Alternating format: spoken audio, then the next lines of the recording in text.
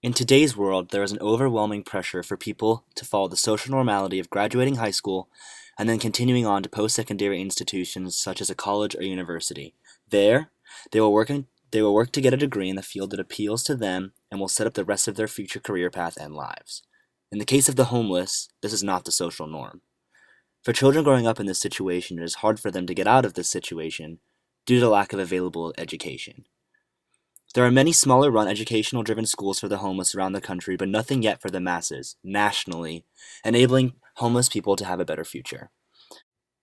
I propose a privately or governmental ran organization that allows people to receive basic education, allowing them to apply for jobs and start a better life for themselves. There are many homeless Americans in the United States that are stuck in poverty and homeless situations because they don't have the education necessary to be able to hold qualifications for a job in the United States. Currently, there are nearly 700,000 Americans that experience homelessness at any given night in the U.S. Also, around 21 in every 10,000 people are homeless. This map shows the highly concentrated regions of homeless people in the United States. Although the federal government has made strides to limit the increasing homelessness population in the United States, a lot of this has gone unnoticed by local and smaller communities.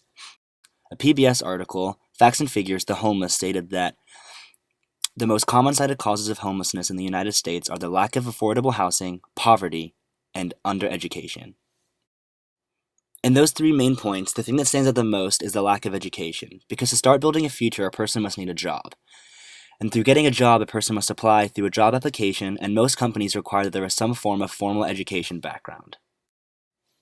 Therefore, with parents unable to apply for jobs and having children, 1 out of 50, or about 1.5 million American children are homeless each year, and that is slowly on the rise with the economic predicament that we are currently facing.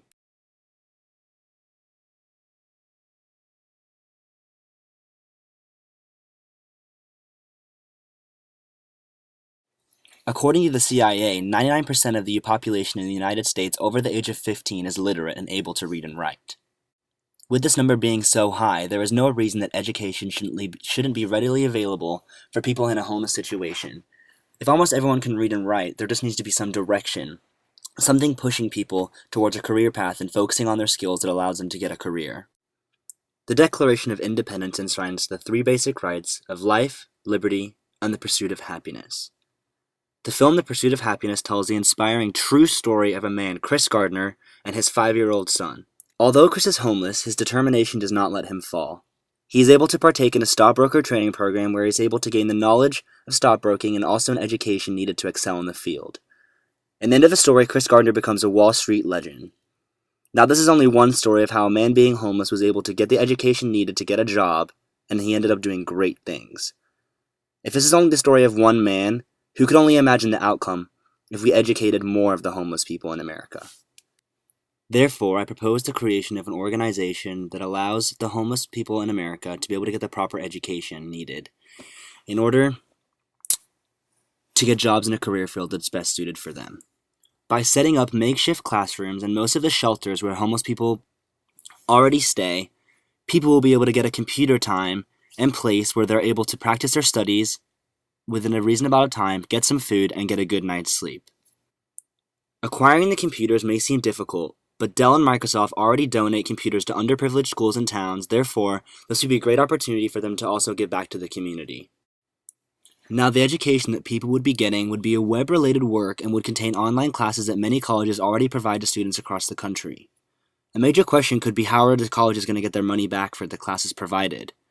The answer to such question would be that they would offer them at a discounted price, and then when the people who have received their education get a job, would also be allowed to pay back with reasonable payments over the years. Now, although the course selection for the classroom would not be extremely broad and not include many electives, it would allow all of the students to receive their basic courses needed for knowledge in the field.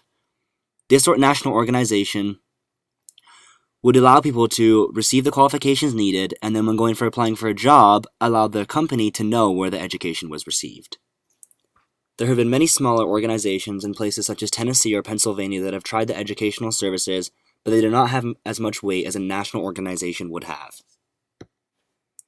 Now, once again, the problem at hand is that homeless people, mostly the young and homeless people, need a place to be able to learn and develop their skills in order to get a job and function in this world to be successful. The solution? Being able to mend this problem and create a safe classroom environment and a shelter where most people spend their nights. With this classroom environment would have computers and technology-driven curriculum created by colleges and professors around the country that allow their students to obtain degrees and certificates that shows they have knowledge in this area of study. By doing such a great thing for the homeless, we are in turn helping out all aspects of society by doing things such as creating capital and getting people in the labor force. A small room such as a computer lab may seem not like much to many people, but for a homeless person it could be changing their lives. I leave you with this. The students are out there, so where's their education?